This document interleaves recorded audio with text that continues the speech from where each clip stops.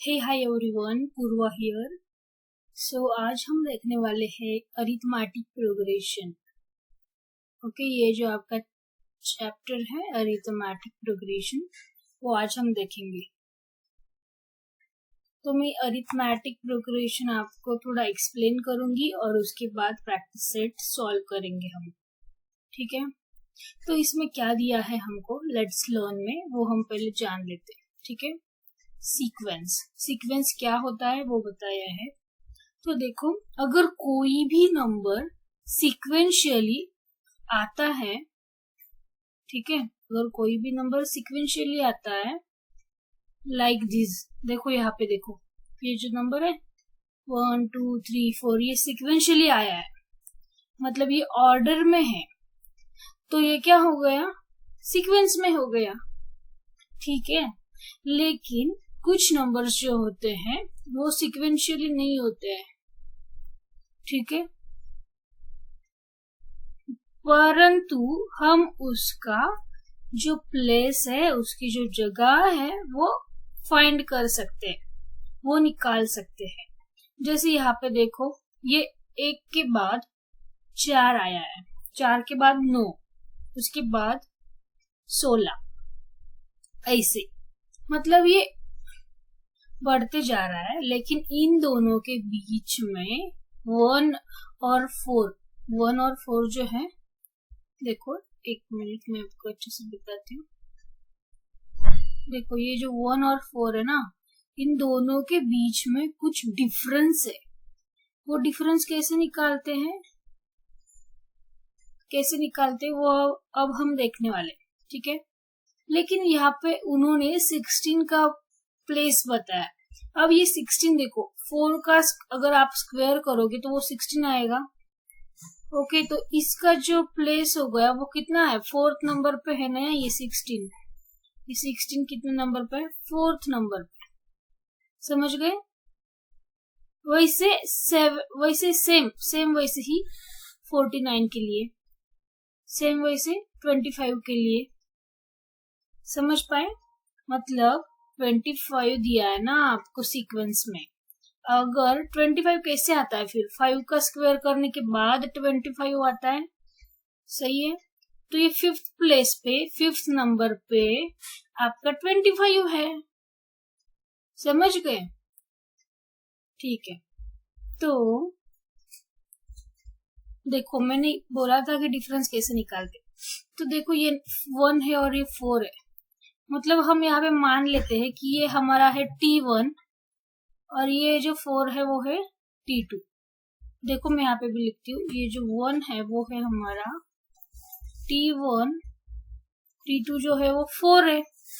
तो अगर डिफरेंस आपको निकालना है तो आप कैसे करोगे, T1 T2 माइनस T1। देखो मैं फॉर्मूला लिखती हूँ आपके लिए, डिफरेंस का फॉर्मूला T2 माइनस T1, मतलब ये क्या हो गया, 4 माइनस 1 हो गया, मतलब ये आंसर क्या हो गया, 3 हो गया। मतलब आपका डिफरेंस क्या हो गया, 3 हो गया। समझ पा रहे हैं बच्चे? ठीक है, तो देखो इन्होंने यहाँ पे क्या बताया,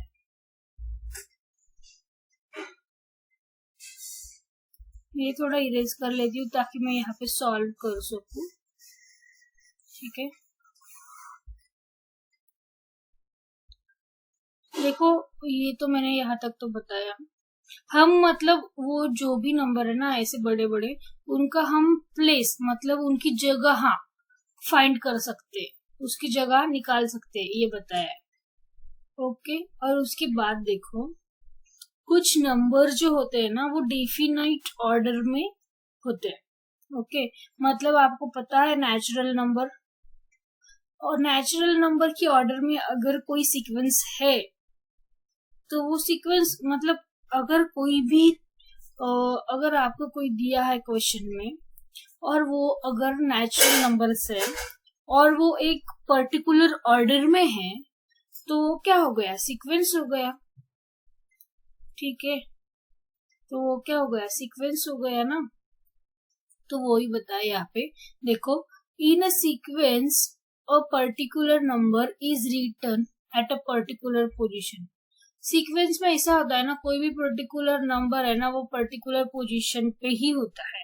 जैसे कि यहाँ पे देखा आपने 25 के लिए और 49 के लिए, 16 के लिए भी देखा हमने, ठीक है, 16 के लिए भी देखा। वैसे 2 के लिए भी हो सकता है और 3 के लिए भी हो सकता है। और 1 का स्क्वायर तो 1 है, तो ये 1th पोजीशन पे है, ठीक है। देखो यहाँ पे, हाँ यहाँ पे क्या दिया है, अगर कोई भी numbers like A1, A2, A3, A4 ऐसा है, तो हम जैसे मैंने यहाँ पे बताया ना आपको T1, T2 करके, सेम वैसे ही। तो ये फर्स्ट नंबर हो गया, A1 फर्स्ट नंबर हो गया और A2 सेकंड हो गया, ठीक है, A2 सेकंड हो गया एंड सो ऑन। ऐसे ही अगले के नंबर भी होते जाएंगे। ये A3 हो गया, फिर A4 हो गया। मतलब यहाँ पे मैंने T माना है, आप इसको A भी मान सकते हैं, A1, ठीक है। एक मिनट मैं आपको बताती हूँ, ठीक है। ये आपका A1 भी हो सकता है, जो 4 है वो आपका A2 मान सकते हैं आप।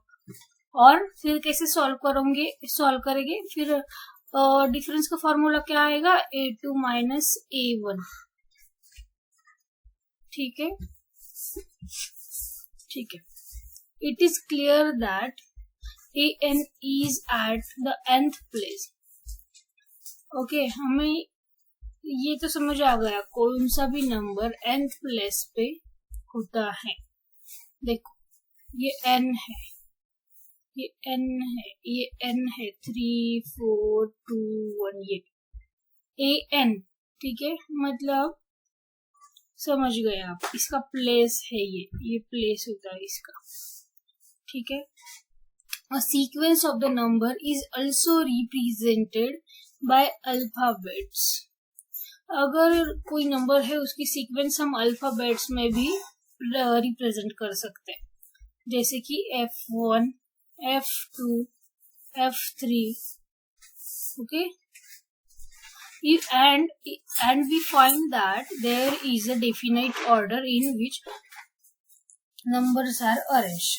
हमको ये पता चल जाएगा उससे कि अगर नंबर एक पर्टिकुलर ऑर्डर में है, सीक्वेंस में है, तो हम वो प्रॉब्लम अरिथमेटिक प्रोग्रेशन से सॉल्व कर सकते हैं। आपको मेरा मतलब समझ गया? अगर नहीं समझे तो आगे भी देख लेंगे हम, तो आप वहां पे भी समझ जाओगे, ठीक है, ठीक है। जो इम्पोर्टेंट है इसमें मैं वो ही आपको बताने वाली हूँ, जो इम्पोर्टेंट नहीं है वो बता के कुछ फायदा है नहीं, ठीक है। तो ये हम थोड़ा ये एक्टिविटी 1 देखते हैं। देखो अब यहाँ पे ये जो 9 है ये T1 हो गया, 15 है T2 हो गया, 21 है ये T3 हो गया, T4 हो गया 27, ठीक है। वैसे ही यहाँ पे T1 क्या है, 7 है, T2 7 है, T3 7 है और T4 भी 7 है। तो यहाँ पे क्या आएगा, 7 आएगा, 7 आएगा। T3 एंड T2 हमको पूछा है, तो सेम देखो यहाँ पे -2 क्या है, T1 है, देखो -6 क्या हो गया, T2 हो गया, -6 -10 क्या हो गया, T3 हो गया। समझ आया? ओके।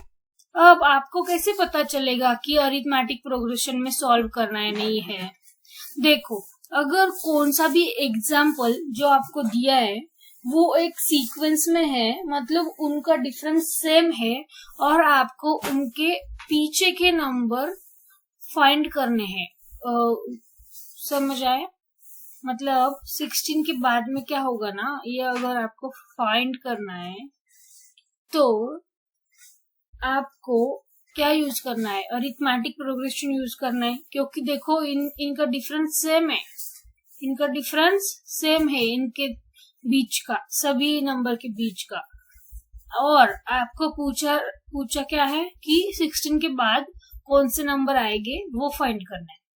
इस टाइम पे आप समझ जाना चाहिए कि आपको अरिथमेटिक प्रोग्रेशन यूज करना है ताकि ये एग्जाम्पल फटाक से सॉल्व हो सके। समझ गए? ठीक है, तो देखो मैं ये थोड़ा एक्सप्लेन करती हूँ आपको। ये सेकंड एक्टिविटी देख रहे हैं अब हम। जो इम्पोर्टेंट है आपके लिए वो ही मैं लेना चाहती हूँ यहाँ पे। जो इम्पोर्टेंट नहीं है वो आपको बता के कुछ फायदा है नहीं, आपका टाइम वेस्ट होगा। तो देखो फर्स्ट एग्जांपल देखो यहाँ पे। तो देखो यहाँ पे क्या किया है, इनका डिफरेंस फाइंड किया है। 4 - 1 कितना होता है? 3।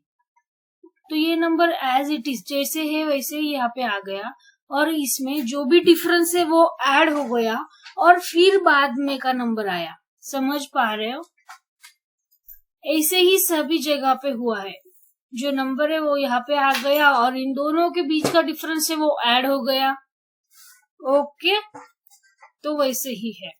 तो अब देखो ये नंबर ऐसे ही आएगा, इसका डिफरेंस 3 है, तो 3 + 10 कितना हो गया? 13 हो गया।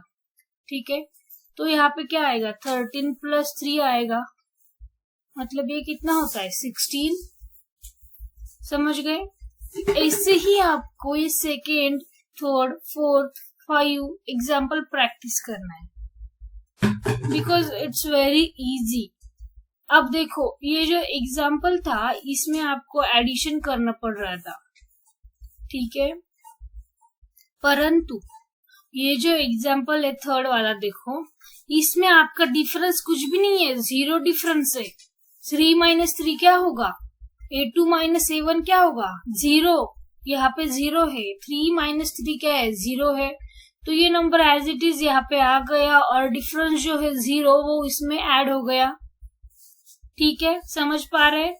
ये बहुत इंपॉर्टेंट है, ये एप्टीट्यूड में भी पूछा जाता है आपको, जैसे आप हायर स्टडी के लिए जाते हो। ठीक है, तो देखो अब इन दोनों का देखो, अगर 4 को 4 से मल्टीप्लाई कर दो तो 16 आएगा।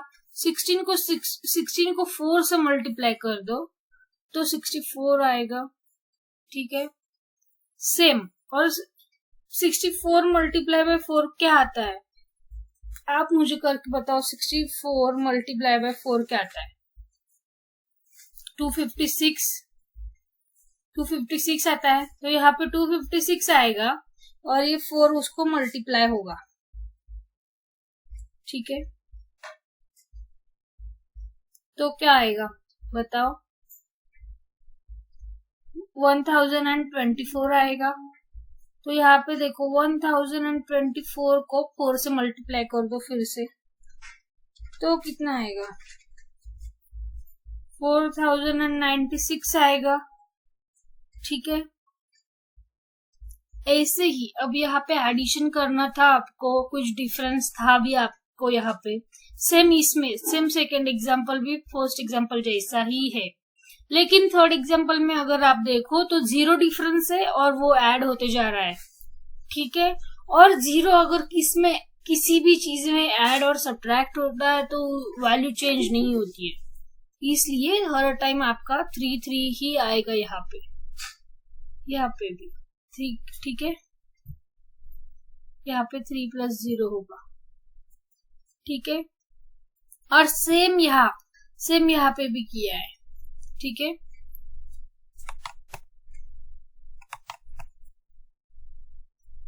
और कुछ नहीं है, बस ये ही है अरिथमेटिक प्रोग्रेशन। ठीक है, अलग सा कुछ नहीं है। जो मैंने बोला वो आप नोट करके लिखिए, एक बड़ा नाम दो नोट करके, और ये आपकी डायरी में नोट कर लो। अरिथमेटिक प्रोग्रेशन हम कब सॉल्व करते हैं, कैसे पता चलता है कि अब अरिथमेटिक प्रोग्रेशन यूज करना है, तो इसके लिए मैं ये आपको नोट बता रही हूँ। ये आप आपकी जो भी नोटबुक है उसमें नोट ऐसा करके लिख लो। ओके, तो देखो नोट क्या है।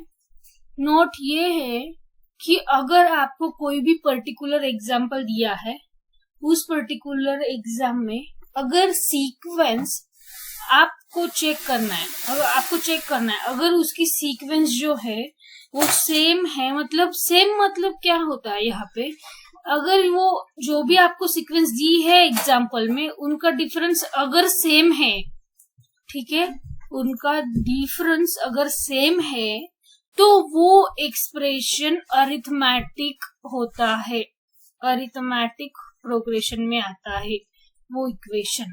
यस, और वो इक्वेशन हम अरिथमेटिक प्रोग्रेशन को यूज करके सॉल्व कर सकते हैं। समझ गए? तो ठीक है, अब मैंने बस आपको अरिथमेटिक प्रोग्रेशन के बारे में कुछ एक्सप्लेनेशन दिया। मुझे आशा है कि आपको वो अच्छे से समझ आया, और आपको कुछ भी डाउट हो तो आप कमेंट सेक्शन में मुझे पूछ सकते हो। और नेक्स्ट वीडियो में हम देखेंगे प्रैक्टिस सेट 3.1। ठीक है, तो नेक्स्ट वीडियो जरूर जाके देखो आप। ठीक है, तो मिलते हैं नेक्स्ट वीडियो में, तब तक के लिए बाय बाय।